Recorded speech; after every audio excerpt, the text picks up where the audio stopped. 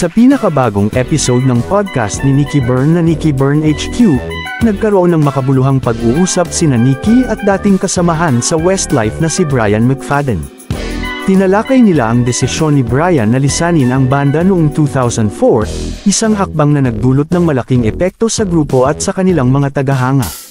Sa interview na ito, nabuhayan ang mga Westlife fans na baka magkaroon ng podcast na kumpleto ang mga miyembro, and eventually, reunion concert na kumpleto ang mga original members. Sa kanilang pag-uusap, inamin ni Brian na ang kanyang pag-alis ay bunsod ng kagustuhang maglaan ng mas maraming oras sa kanyang pamilya at ang hirap na nararanasan niya sa pagharap sa mga pressure ng pagiging bahagi ng Westlife. Ayon kay Brian, kailangan ko ng space ng mga panahon na yon. Lalo at may pamilya na ako.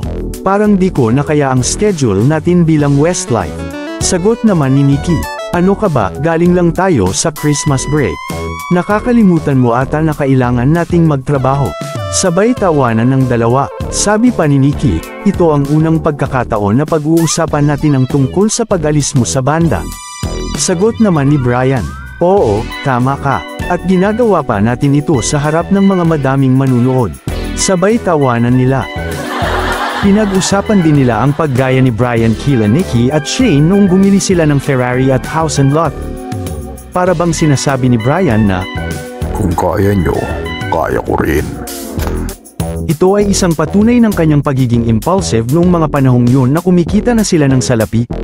Ang mga Ferrari cars na binili nila Shane at Nikki ay plinano sa loob ng isang taon, samantalang si Brian ay napagdesisyonan lang bumili ay noong umaga ding yun.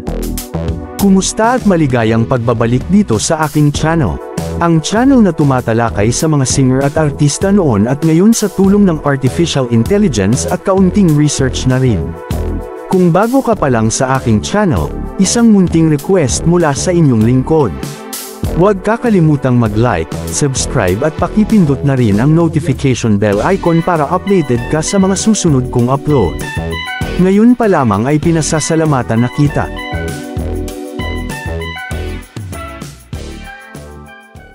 Bilang seryosong tugon, ipinahayag ni Nikki ang kanyang saloobin, sinabing, "Huwag mo akong Di ko pa rin ma-figure out kung bakit ka umalis."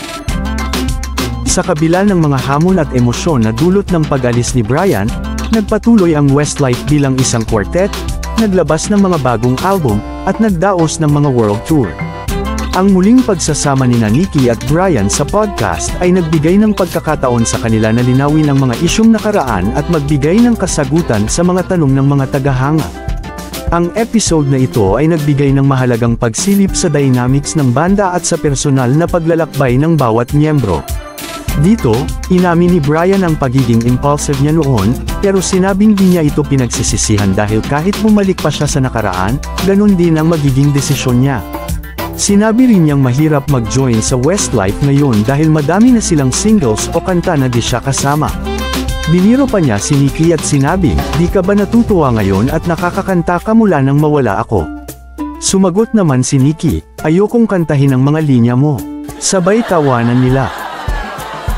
Para sa mga nais mapakinggan ang buong talakayan, ang episode ay mapapakinggan sa Nikki Byrne HQ Podcast, na available sa iba't ibang platform tulad ng Spotify at Apple Podcast. Uploaded na rin ito sa YouTube. Sa kabuuan, ang episode na ito ay nagbigay ng mahalagang pagsilip sa dynamics ng banda at sa personal na paglalakbay ng bawat miyembro, na tiyak na magbibigay ng kasiyahan at kaalaman sa mga tagahanga ng Westlife. Maraming salamat sa iyong pagtangkilik. Huwag kakalimutang mag-like, subscribe at pakipindot na rin ang notification bell icon para updated ka sa mga bago kong content. Hanggang sa muli.